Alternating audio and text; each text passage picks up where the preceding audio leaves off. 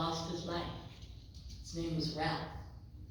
He had been hit by a car while riding home on his bike. My son told me that the day before it happened, he and my younger son, Jonathan, were with their friends playing with Ralph basketball in the playground. As they all bid each other goodbye to go home for dinner, the last words Ralph said to them was, "See you tomorrow, guys. We're gonna play some more ball, right?" "Yeah, man. We'll see you tomorrow." The next day, when my sons arrived at the playground, no one was playing ball. Their friends all just stood there, downcast eyes, looking real sad. Christopher asked, "Oh, we playing ball, right, fellas? Hey, where's Ralph? He's usually the first one here." "No, man. Ralph ain't playing no ball today. He ain't coming. On his way home last night, a car hit his bike and killed him. His body was so messed up, man.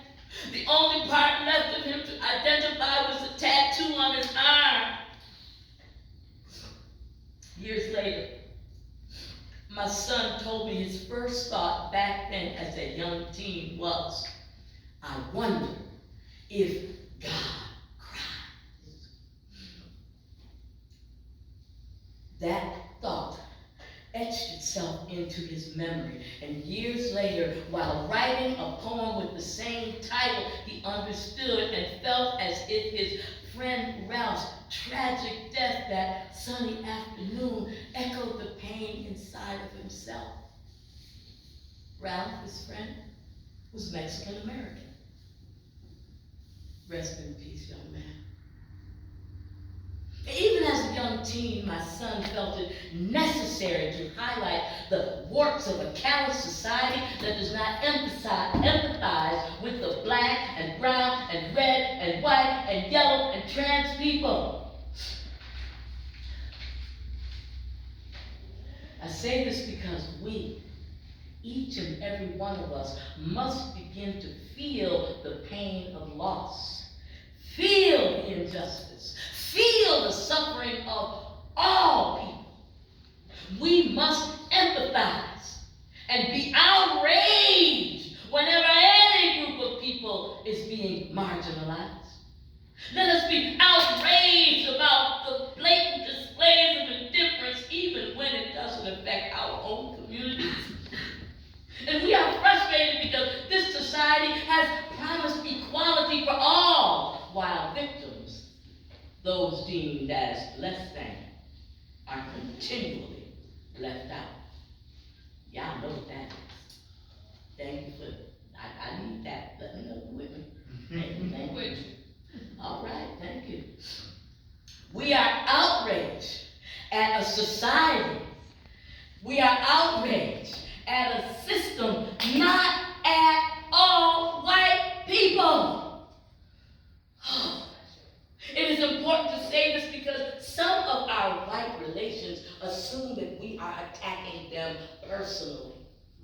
The foundational system of racism, of caste, is the actual culprit. That caste system enables pervasive forms of evil that breed and feed and encourage privilege.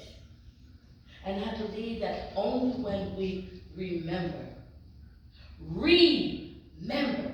ourselves can our nation ever really have a true sit-down discussion about how this nation can truly become the United States of America.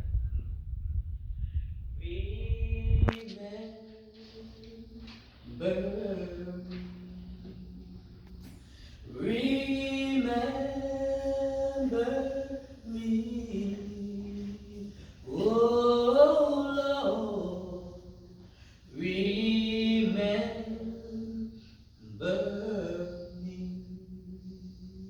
Our hands, our arms, our legs, our head, body parts must be remembered. Those members of our body must be remembered. Please sing with me. Remember